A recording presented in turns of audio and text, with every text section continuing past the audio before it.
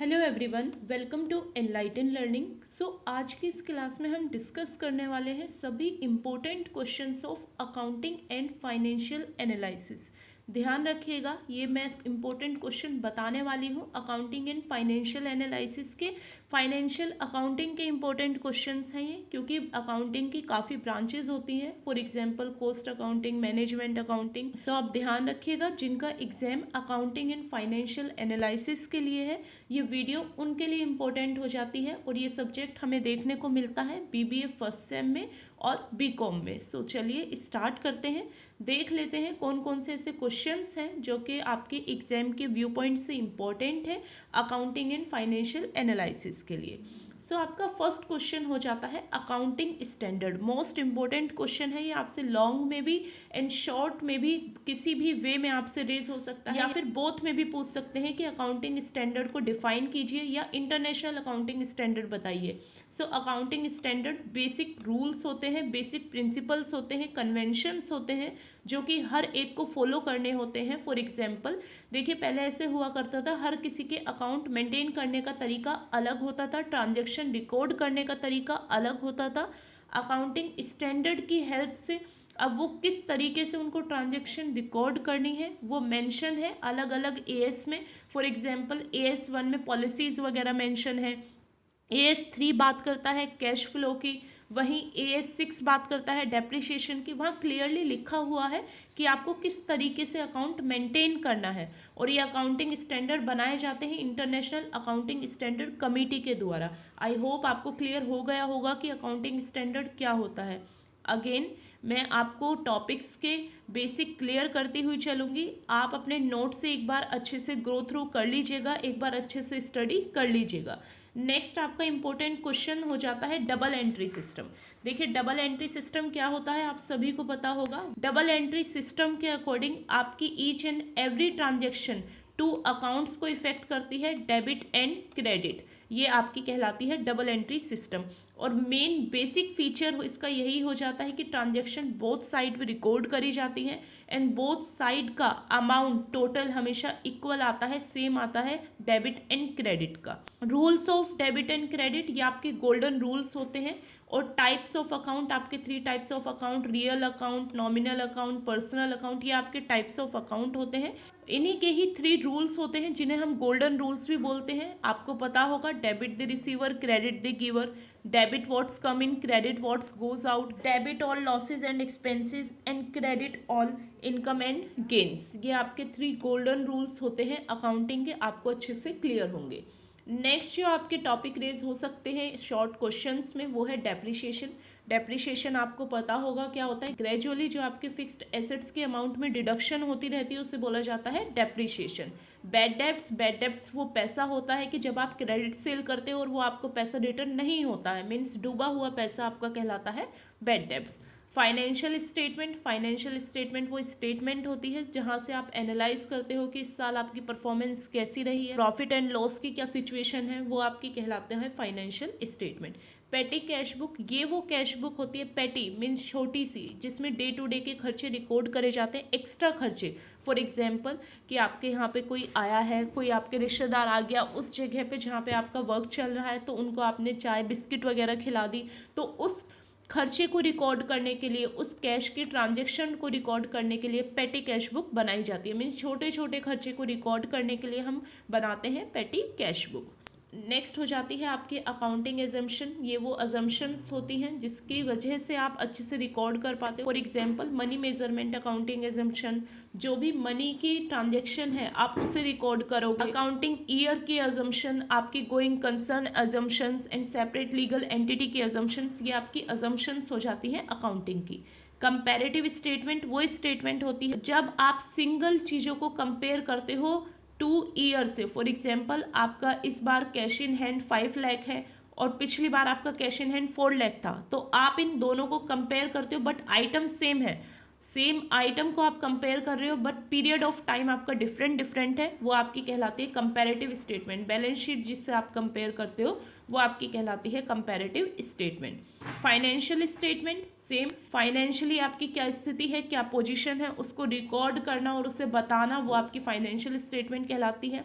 Ratio का question most important है, चाहे न्यूमेरिकल की बात हो, चाहे थ्योरी की बात हो, या फिर चाहे शॉर्ट क्वेश्चंस की बात हो, या फिर लॉन्ग क्वेश्चन की बात हो, रेशियो का क्वेश्चन आपको 100% मिलने वाला है।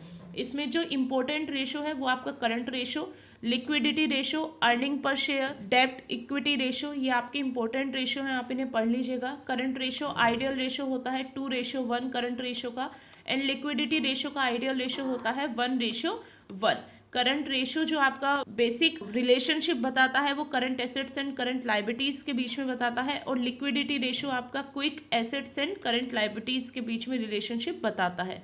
एक बात और मैं क्लियर करना चाहूँगी, ये जो मैं वीडियो प्रोवाइड कर रही हूँ इसमें ओनली थ्योरी क्वेश्चंस हैं, सो यहाँ से आपकी ओनली थ्योरी क्लियर होगी। न्यूमेरिकल मैं लास्ट में बताऊंगी कि आपको कौन कौन से चैप्टर्स के न्यूमेरिकल रेडी करने हैं, बट हाँ थ्योरी आप केवल इतनी ही पढ़ें जितनी मैं आपको बताने वाली हूँ। नेक्स्ट आपका इंपॉर्टेंट क्वेश्चन हो जाता है वर्किंग कैपिटल। वर्किंग कैपिटल वो कैपिटल होती है जो कि डे टू डे के एक्सपेंसेस को मैनेज करने के लिए रिक्वायर्ड होती है, वो आपकी कहलाती है वर्किंग कैपिटल। वर्किंग कैपिटल को आगे 2 टाइप्स में डिवाइड कर दिया जाता है। First one is gross working capital and second one is net working capital. मैं थोड़ा सा ओवरव्यू दे देती हूँ क्या होता है gross working capital. So gross working capital is the capital invested in the total assets of the enterprise। जो भी आप टोटल इन्वेस्ट कर रहे हो एंटरप्राइज में वो आपकी ग्रॉस वर्किंग कहलाती है, ग्रॉस वर्किंग कैपिटल कहलाती है। वहीं net working capital is the excess of current assets over current liability. Gross working capital को कैलकुलेट करने का कोई फॉर्मूला नहीं है, नेट वर्किंग कैपिटल को कैलकुलेट करने का फॉर्मूला यही है, current assets minus current liabilities, ये आपकी कहलाती है net working capital. Gross working capital थोड़ी सी ब्रॉड सेंस हो जाती है gross working capital and net working capital. Net means narrow, ये नैरो सेंस होती है आपकी वर्किंग कैपिटल को कैलकुलेट करने की। ये बेसिक डिफरेंस होता है gross working capital and net working capital के बीच में, आपको अच्छे से क्लियर होना चाहिए। नेक्स्ट इंपॉर्टेंट क्वेश्चन हो जाता है cash and non cash transaction. So cash transaction कौन सी, जहां पे आपका कैश आपके हाथ में है, for example cash in hand आपकी कैश ट्रांजेक्शन है। नॉन कैश ट्रांजेक्शन की कैश आपके हाथ में नहीं है, फॉर एग्जांपल डेब्ट आपके इक्विटी में कन्वर्ट हो गए, वो आपकी नॉन कैश ट्रांजेक्शन कहलाती है। सो ये सभी शॉर्ट क्वेश्चंस हो जाते हैं आपके इंपॉर्टेंट, आपके एग्जामिनेशन पॉइंट ऑफ व्यू से। आपको शॉर्ट क्वेश्चंस में इनके अलावा और कुछ भी नहीं पढ़ना है। हाँ कभी कभी एक क्वेश्चन और रेज हो जाता है कि सस्पेंस अकाउंट क्या होता है, तो सस्पेंस अकाउंट ट्रायल बैलेंस को मैच करने के लिए जो हम अकाउंट क्रिएट करते हैं डमी टाइप का, वो आपका कहलाता है सस्पेंस अकाउंट। ट्रायल बैलेंस को मैच करने के लिए जो अकाउंट बनाया जाता है वो आपका सस्पेंस अकाउंट कहलाता है। और तो कोई ऐसा क्वेश्चन नहीं है जो रेज हो सके, यही आपके इंपॉर्टेंट शॉर्ट क्वेश्चंस हो जाते हैं। आपको इससे अलग कुछ भी पढ़ने की नीड नहीं है, मेरी श्योरिटी है आपको अकाउंटिंग एंड फाइनेंशियल एनालिसिस की थ्योरी में शॉर्ट क्वेश्चंस में इन्हीं में से ही क्वेश्चन रेज होने वाले हैं। सो चलिए अब लॉन्ग क्वेश्चंस देख लेते हैं, कौन कौन से इंपॉर्टेंट लॉन्ग क्वेश्चन हो जाते हैं आपके एग्जामिनेशन पॉइंट ऑफ व्यू से। सो आपका फर्स्ट लॉन्ग क्वेश्चन हो जाता है define accounting standard. Most important question है ये, शॉर्ट एंड लॉन्ग बोथ में रेज हो सकता है। सो मैंने आपके बेनिफिट के लिए यहाँ पे कुछ अकाउंटिंग स्टैंडर्ड ऐड भी कर दिए हैं, आप इन्हें ही अपनी आंसर शीट में लिख के आइएगा। सो AS1 हो जाता है डिस्क्लोज ऑफ अकाउंटिंग पॉलिसी। यहाँ पे AS1 में अकाउंटिंग पॉलिसीज के बारे में बताया गया है, आप कौन सी पॉलिसीज फॉलो करेंगे, कैसे आप चीज़ों को रिकॉर्ड करेंगे, सारी चीज़ें डिस्क्लोज करी गई हैं AS1 में। AS2 में आपकी वैल्यूएशन ऑफ इन्वेंट्री है, इन्वेंट्री को कैसे वैल्यू किया जाएगा, हिस्ट्री कॉस्ट पर करेंगे या फिर करंट कॉस्ट पर करेंगे, वो सारी चीज़ें मेंशन है वैल्यूएशन ऑफ इन्वेंट्री में। AS3 बात करता है कैश फ्लो स्टेटमेंट की। कैश फ्लो स्टेटमेंट आपको पता होगा क्या होता है, जहां पे आप कैश के फ्लो को डील करते हैं, जहां पे रिसिप्ट और एप्लीकेशन आप देखते हैं, जो पैसा आया उसे ऐड करते हैं, जो पैसा गया उसे लेस में डालते हैं, वो स्टेटमेंट आपका कहलाता है कैश फ्लो स्टेटमेंट। इसका फॉर्मेट क्या होगा, कैसे आपको कौन सी ट्रांजेक्शन रिकॉर्ड करनी है, वो सारा सब कुछ बताया गया है AS3 में। वहीं AS6 इंपॉर्टेंट है, बात करता है डेप्रिसिएशन की। मीनिंग ऑफ डेप्रिसिएशन आप सभी को क्लियर होगा, कैसे आपको ट्रांजैक्शन रिकॉर्ड करनी है, डेप्रिसिएशन कैसे कैलकुलेट करना है, ये सारा सब कुछ बताता है AS6 में। और AS14 बात करता है अमलगमेशन की। अमलगमेशन मीन्स मर्जर की, जबकि कैसे एक कंपनी दूसरी कंपनी से मर्ज होगी, कैसे वो अमलगमेशन अकाउंट मेंटेन करेगी, ये सारा सब कुछ बताया गया है AS14 में। सो आपको ध्यान से ये लर्न करने हैं, जो मैंने बताए हैं आप वही अपनी आंसर राइटिंग में लिख के आ जाइएगा, मोर देन इनफ है। अकाउंटिंग स्टैंडर्ड क्या होता है, ऑब्जेक्टिव्स क्या होते हैं, इंटरनेशनल अकाउंटिंग स्टैंडर्ड क्या होता है, ये आपको पता होना चाहिए, मोस्ट इंपॉर्टेंट है आपके एग्जामिनेशन पॉइंट ऑफ व्यू से। नेक्स्ट आपका इंपॉर्टेंट क्वेश्चन हो जाता है कैश फ्लो और फंड फ्लो बताओ। सो आपको पता होना चाहिए cash flow end fund flow क्या है, इसके ऑब्जेक्टिव्स क्या है और दोनों के बीच में डिफरेंट क्या है, इसमें वैल्यू को ऐड और लेस किया जाता है। फंड फ्लो में आपके sources and application of money देखा जाता है, यहाँ पे आपके इनफ्लो और आउटफ्लो पे जोर दिया जाता है। सो ये बेसिक डिफरेंस हो जाता है cash flow end fund flow में। इंपॉर्टेंट क्वेश्चन है, थ्योरी में आपको ये मिलने ही वाला है। नेक्स्ट आपका इंपॉर्टेंट क्वेश्चन हो जाता है ratio analysis, most important question, ये भी आपको थ्योरी में मिलेगा ही मिलेगा और इसका 100% न्यूमेरिकल भी आपको मिलने वाला है रेशियो एनालिसिस का। सो न्यूमेरिकल के बेसिस पे जो इंपॉर्टेंट है वो आपका करंट रेशो, क्विक रेशो आपको कैलकुलेट करना आना चाहिए, लिक्विड रेशो जिसे बोला जाता है, सोल्वेंसी रेशो, डेब्ट इक्विटी रेशो, ये और ईपीएस, ये आपको कैलकुलेट करना आना चाहिए एग्जामिनेशन के न्यूमेरिकल पॉइंट ऑफ व्यू से। थ्योरी में बात करूं रेशो एनालिसिस आएगा, इसके ऑब्जेक्टिव्स और 4 type of ratio analysis, basically 4 type का होता है मेन रेशो एनालिसिस, फर्दर वो सब टाइप्स में डिवाइड होता है। सो ये आपको अच्छे से पढ़कर जाना है।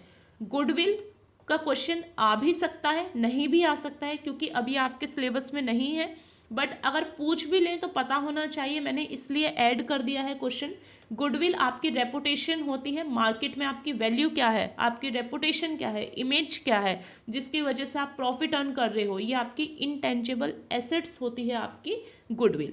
टाइप्स मैं बता देती हूँ, rat type goodwill, cat type goodwill and dog type goodwill, आपको अभी क्लियर कर देती हूँ, ये 3 टाइप्स ऑफ गुडविल है।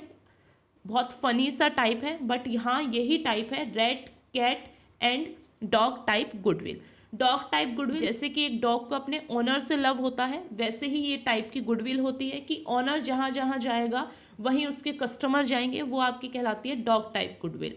कैट टाइप गुडविल को अपनी प्लेस से लव होता है, मीन्स एक प्लेस की गुडविल आपकी ओनर की गुडविल होती है, जहां पर वो चीजें सेल कर रहा है, उस प्लेस की वजह से जो उसे प्रॉफिट हो रहा है वो cat type goodwill. And rat type goodwill focus करती है क्वालिटी पर, गुड्स पर, ये आपके 3 टाइप्स ऑफ गुडविल कहलाती है। नेक्स्ट इंपॉर्टेंट क्वेश्चन आपका वर्किंग कैपिटल का its features and types, gross working capital and net working capital types हो जाते हैं, वर्किंग कैपिटल के इंपॉर्टेंट क्वेश्चन है, आ सकता है। नेक्स्ट इंपॉर्टेंट क्वेश्चन है आपका बैलेंस शीट क्या होती है, उसका फॉर्मेट बनाओ, मोस्ट इंपॉर्टेंट क्वेश्चन है, ये भी आपका लॉन्ग क्वेश्चन में रेज हो सकता है। देखिए जिन्हें मैं मोस्ट इंपॉर्टेंट बोल रही हूँ वो आपको स्किप नहीं करने हैं। बैलेंस शीट आपको पता होगा क्या होता है, बेसिकली बैलेंस शीट वो स्टेटमेंट होती है जहां पर हमें प्रॉफिट एंड लॉस का पता चलता है, हमारा इस बार पिछले साल के कंपैरिजन में कितना प्रॉफिट हुआ है, कितना लॉस हुआ है, वो डिपेंड करता है हमारी बैलेंस शीट का। 2 साइड्स होते हैं, हमें अपनी एसेट्स और लाइबिलिटीज का भी यहाँ पे रिव्यू मिलता है अपनी बैलेंस शीट में, और इसका आपको फॉर्मेट बना के आ जाना है एग्जाम में। फ्री के आपके 15 मार्क्स होंगे, अगर ये क्वेश्चन आपका आ गया तो बल्ले बल्ले आपकी हो जाएगी। नेक्स्ट आपका इंपॉर्टेंट क्वेश्चन हो जाता है फाइनेंशियल एनालिसिस बताओ। सो फाइनेंस की कंडीशन को एनालाइज करना वो आपका कहलाता है फाइनेंशियल एनालिसिस। इसके ऑब्जेक्टिव एंड टूल्स मैंने यहाँ पर लिख दिए हैं, मैं यहाँ पर बताने वाली हूँ। ये टूल्स से आपसे शॉर्ट में भी क्वेश्चन रेज हो सकता है और लॉन्ग में तो होगा ही होगा। सो इसका फर्स्ट टूल है रेशियो एनालिसिस, लॉन्ग क्वेश्चन इसका अलग से है, ये आपको करना है। कंपैरेटिव स्टेटमेंट में बता चुकी हूँ कि कंपेयर किया जाता है सिंगल ट्रांजेक्शन का डिफरेंट पीरियड ऑफ टाइम में। नेक्स्ट आपका ट्रेंड एनालिसिस, ये आपका शॉर्ट में भी क्वेश्चन रेज हो सकता है। देखिए ट्रेंड एनालिसिस क्या होता है मैं बताती हूँ आपको। फॉर एग्जांपल कि आपके ओनर ने बोला कि भाई हमें लास्ट 2 ईयर की या 4 ईयर की परफॉर्मेंस निकाल के दो कि कैसी रही है, तो उसे कैलकुलेट करने के लिए आप ट्रेंड एनालिसिस का यूज करोगे। हॉरिजॉन्टल ये आपका कंपैरिजन होता है और ये 2 ईयर्स से मोर देन का कंपैरिजन होता है ट्रेंड एनालिसिस। ट्रेंड मतलब कि जो रहा है, जो चल रहा है, आपकी जो परफॉर्मेंस है उसे एनालाइज करने के लिए जिस आप फॉर्मेट का, जिस पर्टिकुलर चीज का यूज करते हो वो आपकी कहलाती है trend analysis. Fund flow and cash flow statement clear हो चुका है। सो ये टूल्स हो जाते हैं फाइनेंशियल एनालिसिस के, मीन्स आपकी फाइनेंशियल एनालिसिस इन टूल्स के द्वारा ही की जाती है। नेक्स्ट इंपॉर्टेंट लॉन्ग क्वेश्चन आपका शॉर्ट में भी पूछ सकते हैं, डेप्रिसिएशन क्या होता है, इट्स फीचर्स और मेथड्स बताओ। Straight line method, diminishing method, ये आपके मेथड्स हो जाते हैं डेप्रिसिएशन को कैलकुलेट करने के लिए।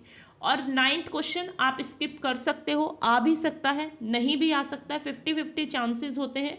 अब ये क्वेश्चन रेज होना बंद हो गया है, बट क्या पता पूछ लें, तो इसलिए मैंने इसे डाल दिया है।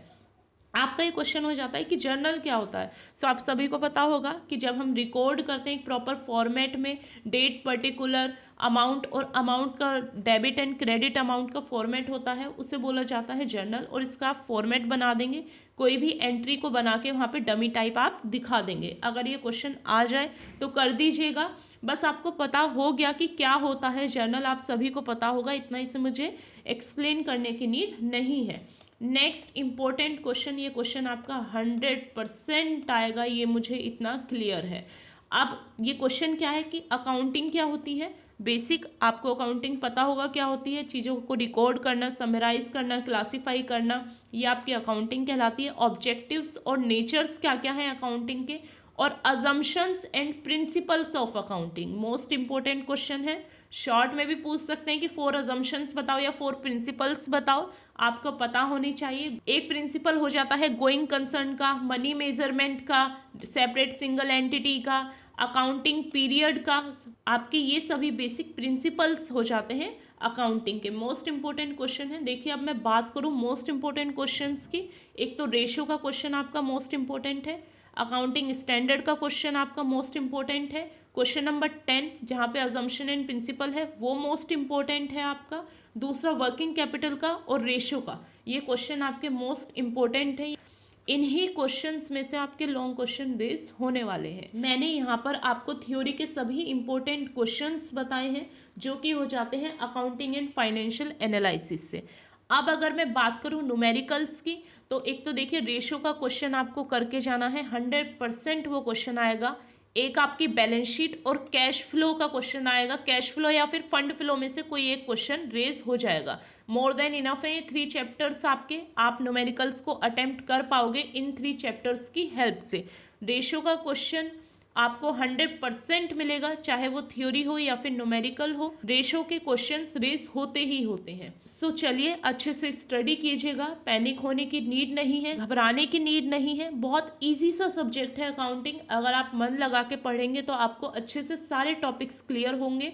बस आप ये वीडियो देख जाइएगा, एग्जाम से पहले सारे क्वेश्चंस आपको यहीं से ही मिलने वाले हैं, इतनी मेरी आपसे श्योरिटी है।